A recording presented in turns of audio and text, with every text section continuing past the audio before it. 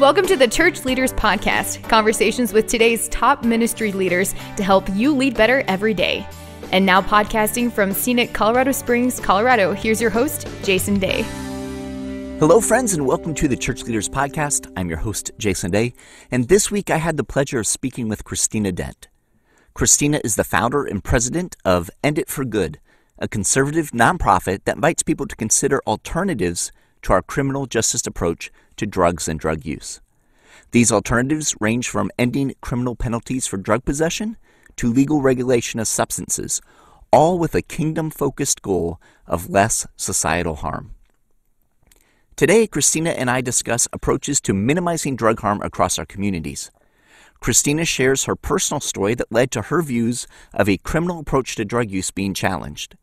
We talk about the responsibility of church leaders in addressing the drug problem, including practical ideas and resources that churches can use. This episode will likely get you thinking more deeply, so be sure to pass it along. And now, let's jump into my conversation with Christina Dent. Christina, welcome to the Church Leaders Podcast. I appreciate you being with us today. Thanks so much, Jason. I'm really excited to be here. Now, Christina, you describe yourself as a politically conservative Christian. Yet you hold views on criminalization and drugs that many might feel are at odds with being politically conservative. And you've shared that your journey began when you became a foster parent. So can you share with us, how did becoming a foster parent change your view on the war on drugs? Absolutely. So I grew up in Mississippi in a wonderful Christian family. I was homeschooled kindergarten through high school. We were politically conservative, and I grew up in a conservative strain of Presbyterianism in the Presbyterian Church in America. Never used drugs while I was growing up. I went to a Christian liberal arts university. I have a degree in Bible. Never used drugs while I was in college. Drugs have not been part of my life experientially or in my friend group. So I never really thought about how we handle drugs other than to think, drugs are bad and drug use is bad. And so outlawing drugs is the right thing to do. So really, my story, like you said, is not a radically changed lifestyle. It's really a radically changed mind. And until about 5 years ago, those were the views that I continued to hold. Tougher sentences, stronger penalties. And then we became foster parents, like you said. And through fostering, I met Joanne. And Joanne was a mom who had struggled with addiction for many years, was pregnant, and was not able to beat her addiction during her pregnancy. And her son was removed from her custody while right after he was born. Straight from the hospital, he came to our house, and he became our foster son.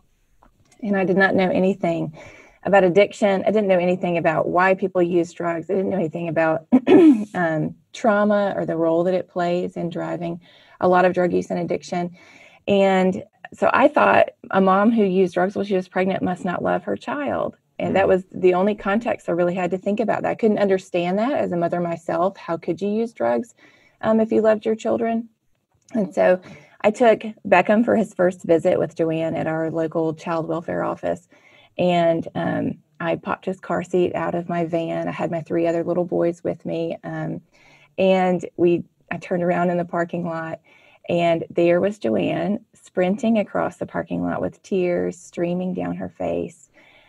She didn't look at me. She just started covering her son with kisses while I was awkwardly holding his car seat in the parking lot, looking around, wondering what on earth was happening, because this was definitely not what I was expecting. And she spent her 1 hour with him, wanted to know everything about, when does he eat, and what is he, how much does he normally eat, and all sorts of different things that I just thought, this isn't what I thought at all. And I honestly was really suspicious. And I thought, there's no way that this is true. She's probably just wanting to try to impress me, maybe to get me to put a good word in with the social worker. But I don't have any category in my mind for this to be real. So Joanne left for inpatient drug treatment in another part of the state. And Beckham stayed with us for a little while while she was in that treatment. And she would call me. We had agreed that she could call and check on him. And she would call me and she would say, "Can you put me on speakerphone?" And she would sing to him over the phone while I held the phone, and his little 5-pound, 9-ounce tiny little body would be sleeping in his car seat, and she would say, "That's fine, just let me sing to him." And I just saw this mother who loved her son just as much as I love my 3 sons, this fierce love, this desperate desire to do the right thing, to be there for him, to be a good mom, even though she was struggling with his addiction. And that was a huge problem for me because it didn't fit at all with what I had thought about people who use drugs, people struggling with addiction. And it was a problem because Mississippi has the 3rd highest incarceration rate in the nation. The United States has by far the highest incarceration rate in the world. And I knew that we were putting moms like Joanne in prison every day for the same thing that she was struggling with, a drug addiction. And I could see in her that this was not going to be the right thing to help this family. It would create just catastrophic additional harm. So her addiction was harmful, but putting her in prison wasn't going to fix that. And it was going to create all of this additional harm of, how do we support this very vulnerable family? It's going to take her away from Beckham for his growing up years. And I knew from training as a foster parent that the trauma that children experience when they're young has profound impacts on them for the rest of their life. And I knew that being separated from his mom was a deeply traumatic experience, even for an infant. And so I really created this war in my heart over, wait a second, I'm not sure if this is real, and I'm seeing that it is, I'm not sure that what we're doing is the best thing. And that really started for me this journey of zooming out and saying, okay, even if I think drugs aren't good, and even if I think drug use isn't good, it is outlawing, is criminalizing the right thing to do. Is the criminal justice system the right tool to be using for this issue? And that really forced me to zoom out and say, let's look at the big picture and all of the collateral damage and consequences that come from how we handle drugs. So there's some consequences from prohibition. There's some consequences from, a legal regulation approach of allowing things to be legally regulated again.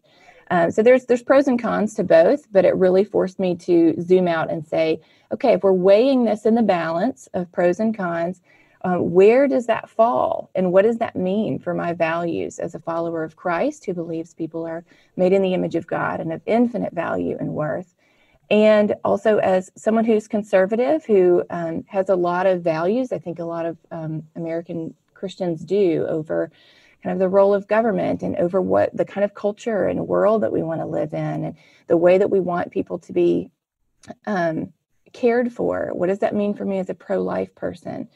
And that journey ended up changing my mind as I began to see this big picture of not just do I think drug use is right or wrong, but how does handling drugs impact our world and, more importantly, the people around us? Because I began to see that really how we handle drugs is about how we handle people. Yeah, that's a fascinating journey, and it's so cool to see how God puts things into our lives that we never would have expected to take us in a certain direction. And yet God, God uses those beautiful stories and those people in our lives. Christina, you contend that the vast majority of harm that occurs due to drugs is from criminalizing drugs, not necessarily from the substances themselves. Can you explain to us a little bit how you came to that conclusion and how that changes the way you view things? Yeah, absolutely.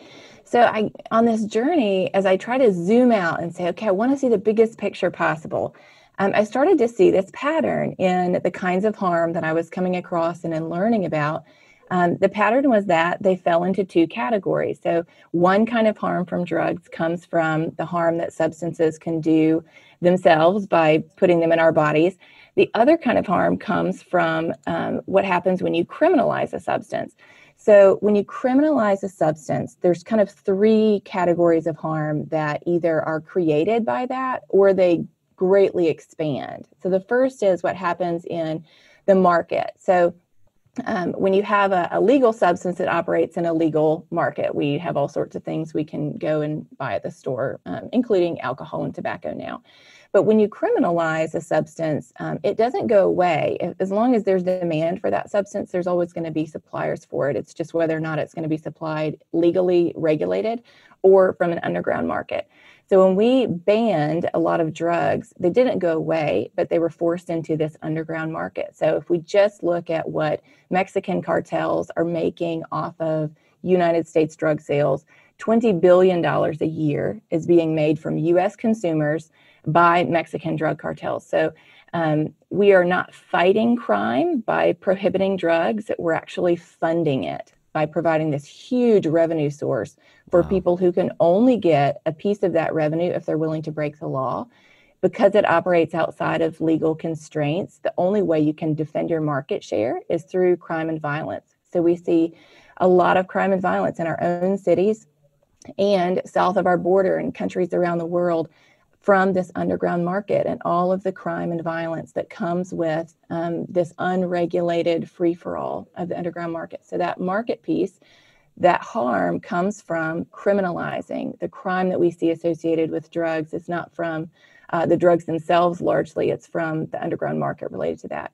The second part is what happens to a substance when you criminalize it. So again, with kind of alcohol prohibition, we sort of have a cultural understanding of what happened during alcohol prohibition. And we went from having, legally regulated alcohol to bootleg alcohol. You don't know what people are cooking up in their back behind their house or in their basement somewhere. And the same thing has happened with drugs today. So instead of having legally regulated substances where we at least know what's in them, we know what potency they are, we can regulate those things, consumers understand what they're buying. We have baggies of powder on the street that people don't know what they're buying. They don't know what's in it. And they're dying at far higher rates because of the unregulation that is part of an underground market, an underground substance supply. So when you look at what's happening right now, everyone today is familiar with this overdose epidemic that we are continuing to struggle with, and it's getting far worse again in 2020. And if we look, though, at what's actually causing those overdoses, if you drill down into what did people have in their bodies when they died, 79% of opioid overdoses, the people that died had heroin or fentanyl in their bodies. Fentanyl is an incredibly powerful synthetic opioid that's being added to drugs on the street because it allows you to have a bigger punch in a smaller package. And that's what a prohibitive market is always going for. If we have to smuggle a substance, we need it to be a big punch in a small package. So it's always moving towards more and more potent and deadly substances to try to get those substances in smaller packages. I heard somebody say, it used to be before the days of fentanyl, it used to be that, you had to smuggle a whole shipload of heroin in. Now you can smuggle a suitcase of fentanyl in and you have the same kind of impact of potency. So we have a huge overdose crisis, but the vast majority of those overdoses aren't happening from legal regulated substances. They're happening because of people getting substances on the street that they don't know the potency or purity of, and what they think is going to get them high actually ends up killing them. So we have this market harm that happens in an underground market. We have this substance harm that happens from the deregulation. And then we have what happens to consumers. And this is where Joanne came in for me, was seeing this kind of consumer piece. So I could see Joanne's drug use, but I could also see incarceration would just be really harmful. It would create this cycle of disconnection from her family, from her community, from her work, from the meaningful things that we know help people to overcome addiction. When she came out of incarceration, she would likely have a criminal record, likely permanently, and that would create a lot of employment difficulty for the future.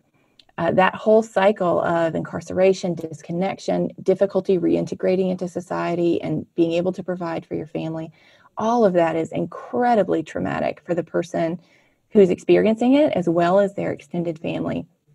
And what I learned on this journey was something I had never known before, which is the role of trauma in driving drug use and addiction, that it's one of the highest risk factors for whether a person who uses drugs begins problematically using them. Have they had trauma in their past? Because drug use at its core is ultimately about feeling better. Now, we might not want people to feel better in that way, but people use substances because they make them feel better. And for some people, that is the difference between a really difficult life experience or experiences, and being able to numb the pain and grief and sorrow and hurt and shame of those experiences. And so when we traumatize people in an effort to get them to stop using substances, we're actually creating more risk factor for them to develop an addiction or for an addiction to increase. So I realized we're not starving out addiction by criminalizing people who are using drugs.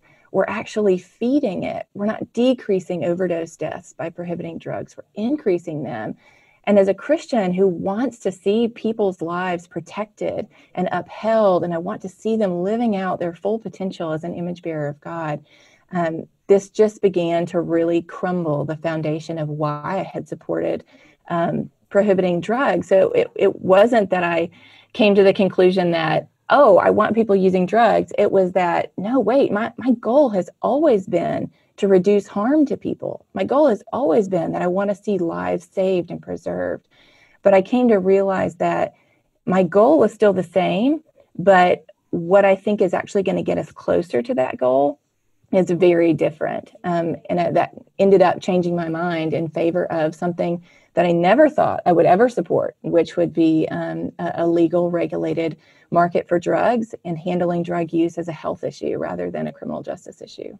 Yeah, it's fascinating how when we begin to dig in a little bit on certain things, we begin to see what is working, what isn't working, and we can begin to kind of process through if this is the outcome that we think honors God the most.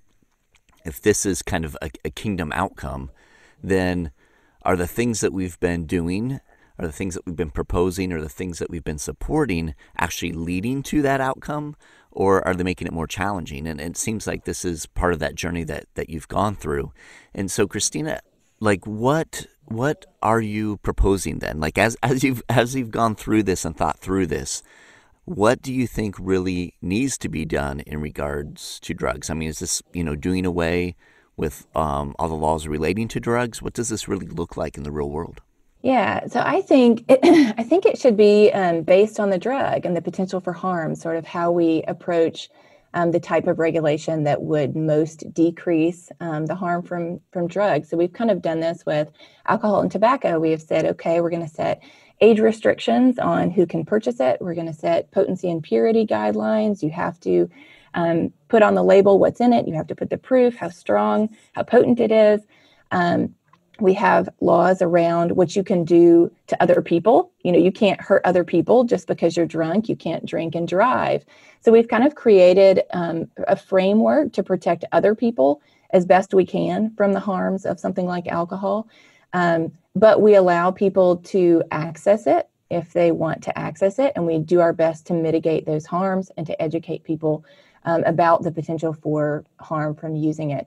And I think that kind of approach is the same approach that we need to take with other substances. That's not to say that there's not still going to be harm. And I think that's important. We have to acknowledge that there is no world where all harm from drugs goes away. That's not true with alcohol. We have loads of harm from alcohol today. But if you look at what happened during alcohol prohibition didn't stop people from drinking alcohol. It stopped a few people, but it also created this whole explosion of other harms in Al Capone and all of these people in the underground market, all the violence and crime and murder that happened, all of the contamination of substances. People didn't know what they were using anymore. So it isn't that there is a perfect solution. It's that we have to weigh the pros and cons of the solutions that we have in a broken world. And so I think when I look at that and say, okay, when I look at the market, when I look at the substance, when I look at consumers, which is kind of all three pieces of what we're talking about when we talk about substance use, I see additional harm from criminalizing. So that leads me, I kind of walked back to, wow, I really feel uncomfortable. This is like, I wish this led me somewhere else. But it hasn't. It's led me to saying we need to find some sort of legally regulated market that we can sell substances in, where people can access them under legally regulated businesses, that we protect children from them through age restrictions, that we protect the general public as best we can through restrictions on driving while under the influence, working while under the influence, things like that. But we need to be looking at what is the best solution that best decreases harm to people, and not just a narrow view of, is this going to stop someone from using a drug? But we have to be willing to hold the tension of what's the cost of that. I definitely would agree. There are some people today who aren't using substances because they're illegal, that will probably use them if they're not illegal. That's true. I'm totally fine saying that is true. But at what cost do we keep those few people from using those substances? So there's tens of thousands of people every year that are dying preventable deaths from prohibition.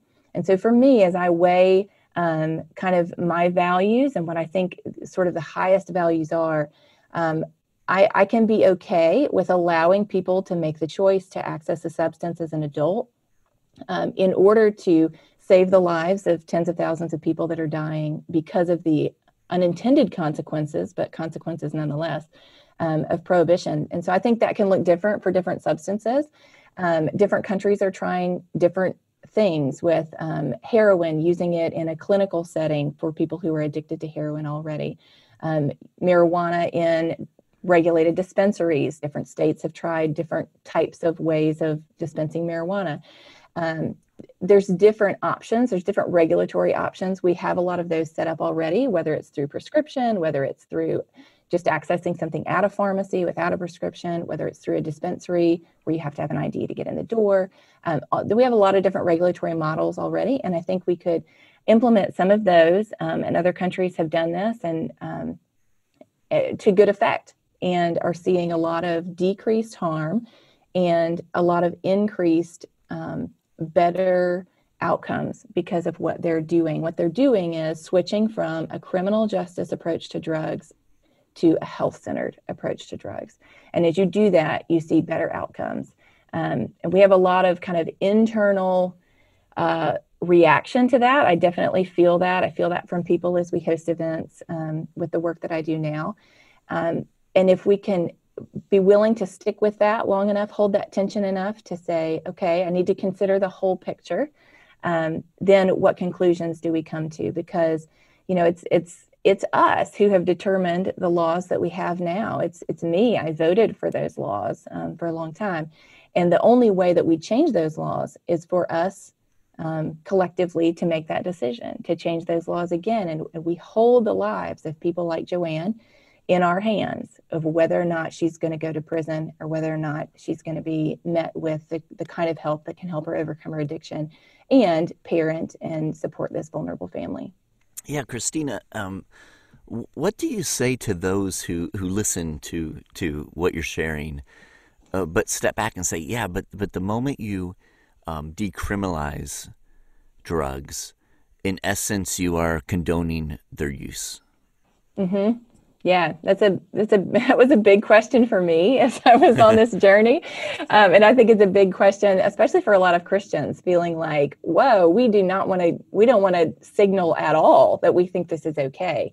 And I would agree with that. But what I came back to was, okay, well, there are a lot of bad or immoral or even outright sinful things that are not criminal, and Christians aren't lobbying for them to be criminal. If you think about adultery or other addictions like gambling, pornography, addictions to alcohol or tobacco, just because something is legal doesn't mean that we are encouraging people to use it.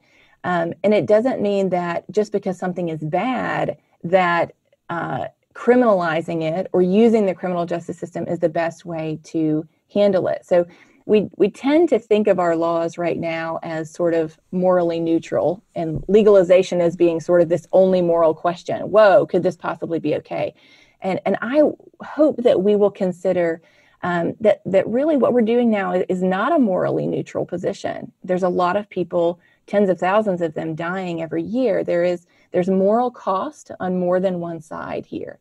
And so as we consider, what is the role of the law, I think that signaling piece of what are we signaling to people is a really big issue for a lot of people. And I understand that. And I, in many ways, resonate with that. And yet I would say we have to be willing to also consider the question, at what cost?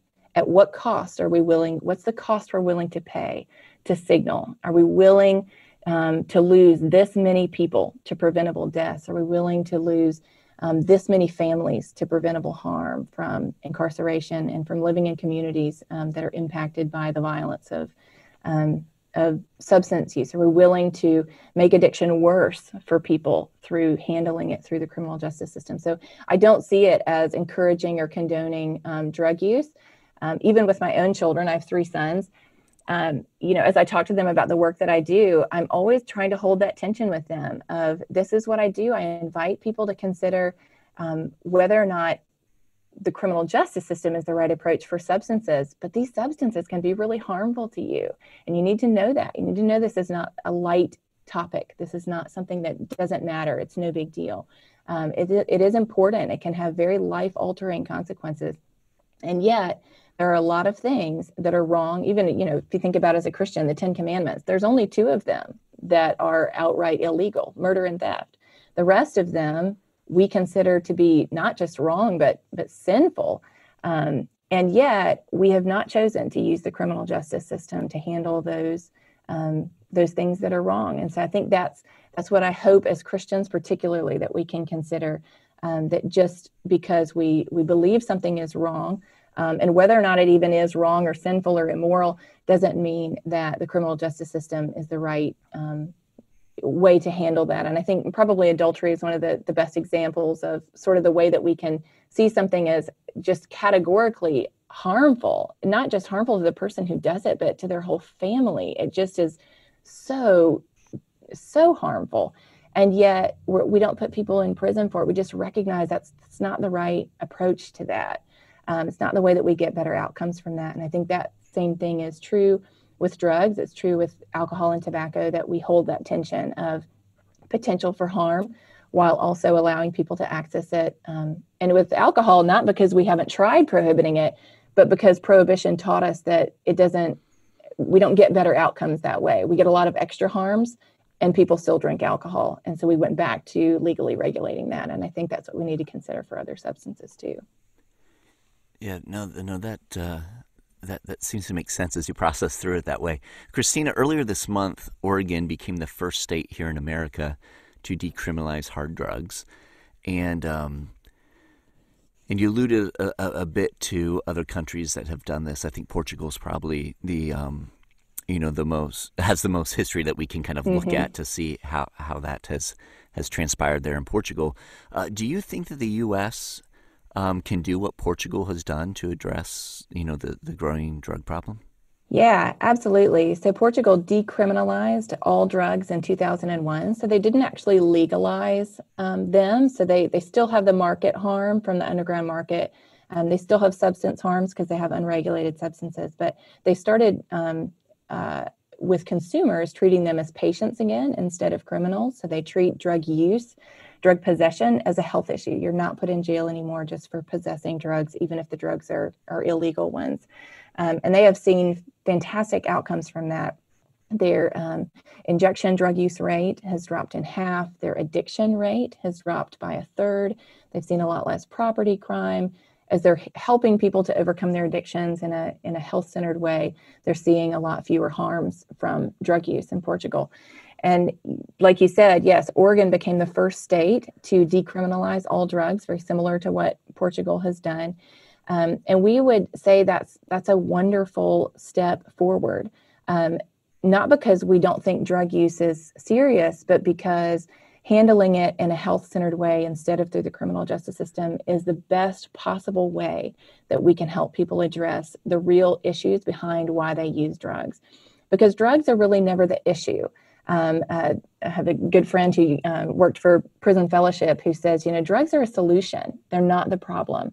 And he's in recovery. He says, drugs are a solution attempt at other problems. And so the American way of handling drugs has been to focus on the drugs themselves and to try to just eradicate the drugs.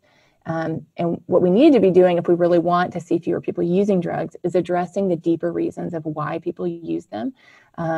There's lots of reasons for that, whether it's trauma, whether it's lack of meaning and purpose, whether it's loneliness and lack of community. All of these things are areas that the church can and should be engaging on, and we have wonderful opportunities to engage on and helping people to have meaningful lives. And we have the truth about how to have the most meaningful life.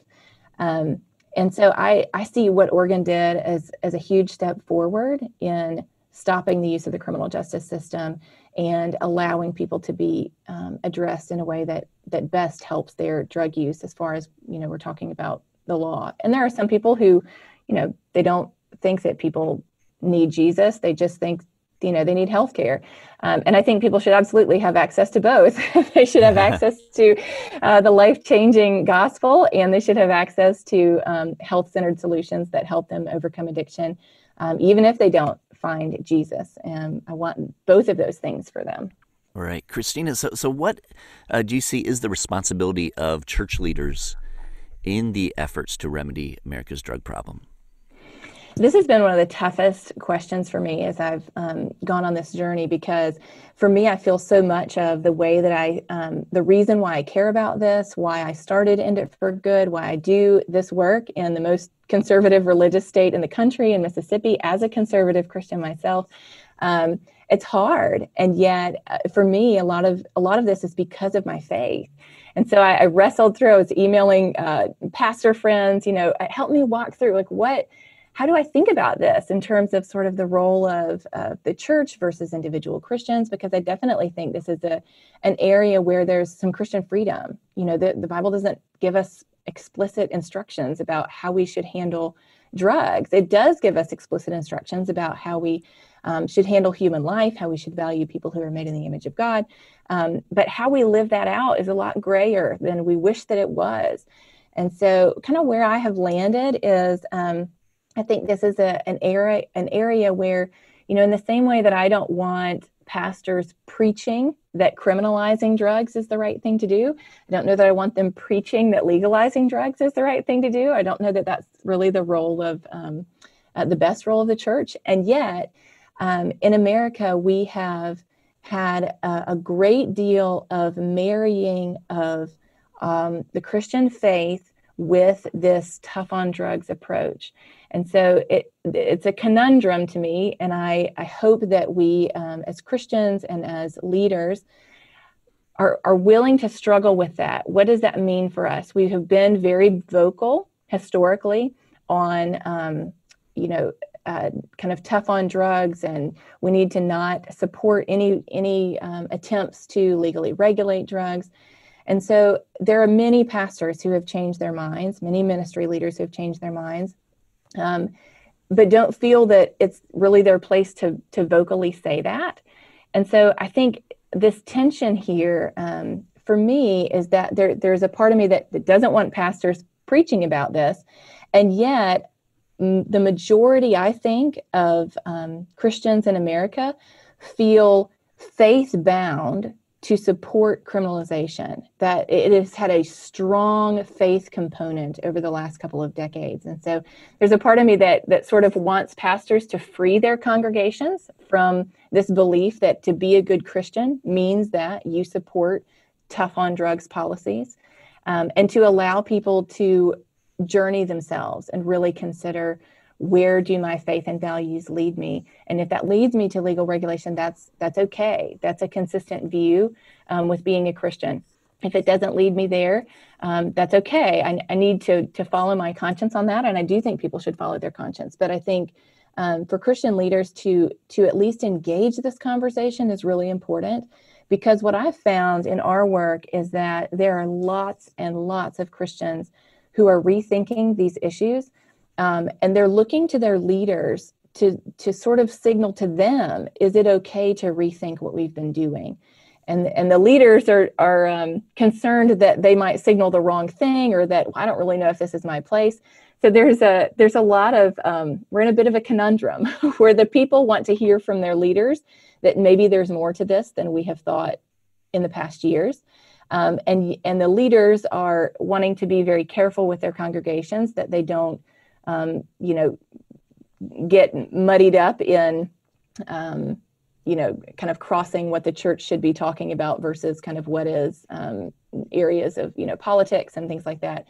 And so I think because of the history of Christianity and especially in America over the last couple of decades of really this concept that good Christians support criminalizing drugs, I would love to see, maybe not from the pulpit, but maybe in other areas and other kinds of discussions, pastors and ministry leaders engaging this issue and inviting their people to engage this issue as well, and journeying together towards a better outcome. We know what we're going to get by doing what we've done. We have incredible overdose rates, lots of crime, lots of people in prison, lots of broken families.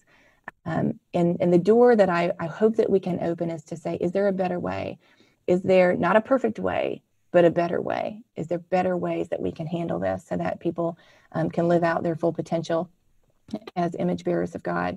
And I would love to see pastors and ministry leaders finding creative ways to engage these issues with their people, because their people desperately want to hear from them and to be led, at least to be released to kind of engage these issues and think about them in a more nuanced way than we have.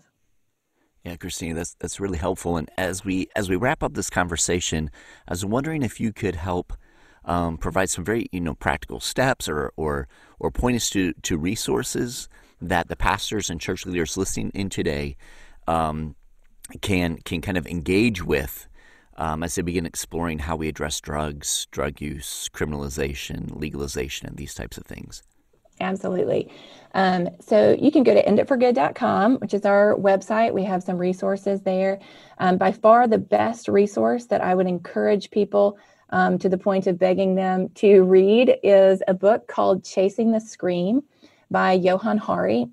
He took this kind of 3-year journey to understand what's happening with drugs around the world, what drives addiction. It is a fascinating book. We have given out over 2,000 copies of it to Mississippians who have asked us for copies. And you think about Mississippi, nobody thinks anyone's interested in changing anything in Mississippi, and yet we've had 2,000 people in Mississippi say, please, we want to learn, we want to know what else is out there. And that book has been, we have heard, the most helpful resource for people in understanding what is happening, the cost and benefit of prohibition versus legalization and regulation. It's a very narrative driven, it's all stories. Johann is not a Christian and he's not conservative, but his writing is very, just presents what he learned and says, draw your own conclusions from that. This is where it's led him, but make your own decision. And we have found, interestingly enough, that conservative Christians have loved reading that book. So we have about 100 copies we would love to send out free to anyone listening today. If they would like a copy, you can email Jennifer at enditforgood.com. Jennifer works with me in marketing, and she would love to send you out a free copy if that's something that you will read. And it just helps to create a better conversation and a bigger picture. And I would really encourage people to read that. Chasing the Scream, you can buy it on Amazon, or you can email us and get a copy of that. And I would love to hear people's thoughts. Christina at enditforgood.com. I would love to hear from you. I'd love to answer questions. We host events here in Mississippi. We've had about 700 people that have come to different community events that we've done. Everyone from pastors and ministry leaders to judges and sheriffs and mayors and soccer moms. People want to know about other options. They want to have this discussion because in our churches today, we have thousands and thousands of people who are either struggling with a drug addiction themselves or have family members who are struggling. 1 in 10 Americans has used an illegal drug recently. That's the United States, the office that controls the drug war, That's their number. That's not a legalization group's number. That's the drug war's own facts, is that 1 in 10 Americans has used an illegal drug recently. Drug use is rampant. Addiction is rampant. And families in our churches are suffering under the weight of shame and silence, of not knowing how to think about this, how to understand it. They feel like they failed as parents if their children use drugs, if their children's struggling with addiction, if their loved one dies of an overdose. They feel ashamed. People are suffering and struggling, and they want desperately to have a place to have a more nuanced conversation, to think through these things. And I think that is what the church can provide. Maybe can't provide, this is the path you must take, but can provide a safe place to have these conversations and an open place to consider alternatives. Excellent, Christina. Thank you so much for walking us through this and challenging us to think maybe more deeply about a topic that we just kind of, in some ways, take for granted and make some assumptions about maybe how we should be thinking about it. But you challenge us to really think and to dig in. So we thank you for that. And for our listeners, we will have links in the show notes for this episode to End It for Good, which is the nonprofit that Christina has started, and also for the book Chasing the Scream and the other things that Christina referenced. So you can check out the show notes for more information there. Christina, thank you so much for making the time to be with us and the Church Leaders audience. Certainly appreciate the work you're doing and how you're just approaching, as you said, a challenging topic because I'm sure you get pushback from a variety of places. And so thank you for the courageous work that you're doing in this. Thank you. I really appreciate being here, and it was really fun. Yesterday, Beckham, Joanne's son from the story in the beginning, just celebrated his 5th birthday. Got to see pictures of that on Facebook. They're doing great. Joanne has been sober since Beckham was born, basically, and works full-time now, helping other people get into treatment. She's a wonderful mother.